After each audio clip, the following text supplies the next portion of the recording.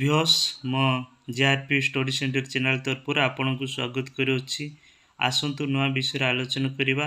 ଆଲୋଚନା ପୂର୍ବରୁ ଆପଣଙ୍କୁ ଅନୁରୋଧ ସ୍କିପ୍ ନକରି ଶେଷ ପର୍ଯ୍ୟନ୍ତ ଦେଖନ୍ତୁ ଏବଂ ଭଲ ଲାଗିଲେ ଲାଇକ୍ ସେୟାର ଆଣ୍ଡ ସବସ୍କ୍ରାଇବ୍ କରିବାକୁ ଭୁଲନ୍ତୁ ନାହିଁ। ଆସନ୍ତୁ ଆଜିର ବିଷୟ ଆଲୋଚନା କରିବା।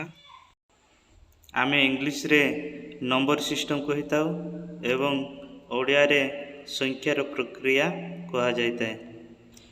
ସଂଖ୍ୟାର ପ୍ରକ୍ରିୟାର ଚାରୋଟି ଭାଗରେ ବିଭକ୍ତ କରାଯାଇଛି। ପ୍ରଥମେ ହେଉଛି ଗଣନା ସଂଖ୍ୟା ବା ନ୍ୟାଚୁରାଲ ନମ୍ବର୍ସ, ଦ୍ୱିତୀୟ ହେଉଛି ଅଖଣ୍ଡ ସଂଖ୍ୟା ବା ସାମଗ୍ରିକ ସଂଖ୍ୟା ମଧ୍ୟ କହିଥାଉ, ଇଂଲିଶରେ ହୋଲ୍ ନମ୍ବର୍ସ କହିଥାଉ।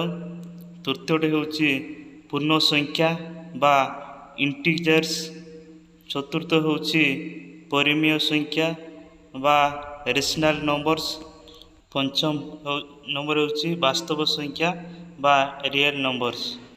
ସଂଖ୍ୟାର ପ୍ରକ୍ରିୟା ବା ନମ୍ବର ସିଷ୍ଟମର ପାଞ୍ଚଟି ବିଷୟରେ ବିସ୍ତୃତ ଭାବରେ ଆଲୋଚନା କରିବା ଏବଂ ସମାଧାନ କରିବା।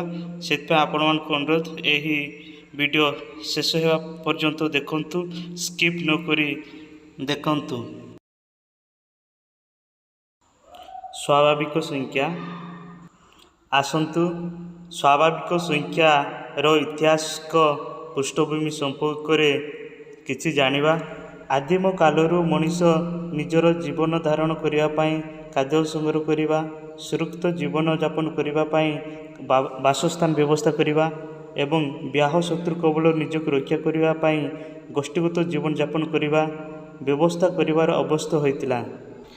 ପ୍ରଥମେ ସେ କେବଳ ଆଜି କଥା ହିଁ ଚିନ୍ତା କରୁଥିଲା, କ୍ରମେ ସେ ଭବିଷ୍ୟତ କଥା ଚିନ୍ତା କରିବାକୁ ଆରମ୍ଭ କଲା।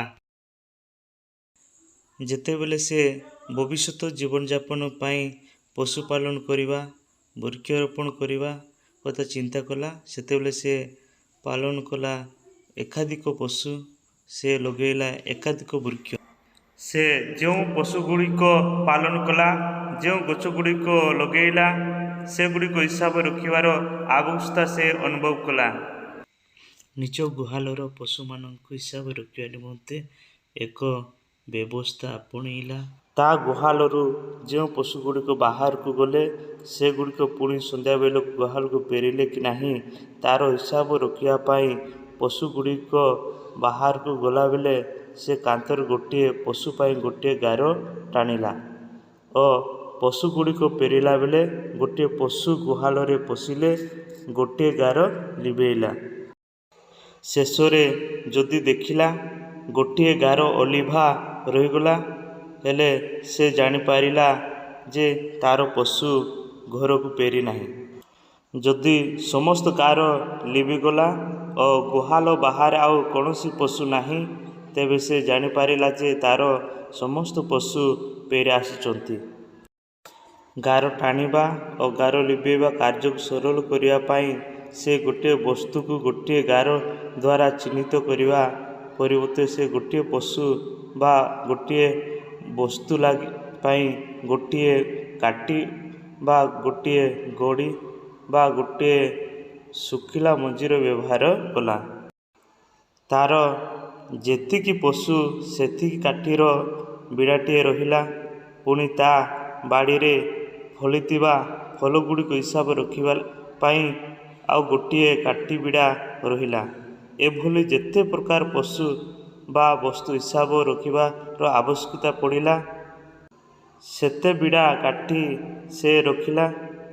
ସମୟ ଆସିଲା ଯେତେବେଳେ ତାର ପାଖରେ ଅନେକ କାଠି ବିଡ଼ା ରହିଲା, ସେତେବେଳେ ଏ କାଠିଗୁଡ଼ିକ ପୁଣି ତା ପାଇଁ ସମସ୍ୟା ସୃଷ୍ଟି କଲା। ତାପରେ ଚିନ୍ତା କଲା ସଂଖ୍ୟାର ସୃଷ୍ଟି କେମିତି କରାଯିବ। କାନ୍ଥରେ ଗାର ଟାଣିବା ବା କାଠି ବିଡ଼ା ରଖିବା ବା ଗଡ଼ି ଥଳି ରଖିବା ବ୍ୟବସ୍ଥା ଦ୍ୱାରା ପଶୁ ବା ବସ୍ତୁମାନଙ୍କ ହିସାବ ରଖିବା ପାଇଁ ଏକାଧିକ କାଠି ବିଡ଼ା ବା ଗଡ଼ି ଥଳି ପରିବର୍ତ୍ତେ ସମସ୍ତ ବସ୍ତୁର ହିସାବ ରଖିବା ପାଇଁ ଗୋଟିଏ ସାଧାରଣ ବ୍ୟବସ୍ଥା କରିବା ପାଇଁ ମଣିଷ ଚେଷ୍ଟା କଲା। ଶେଷରେ ସେ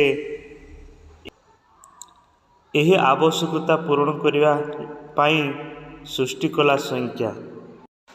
ଶେଷରେ ସେ ସାଙ୍କେତିକ ଭାଷାକୁ ସଂଖ୍ୟାରେ ପରିଣତ କରିବା ପାଇଁ ଚେଷ୍ଟା କଲା।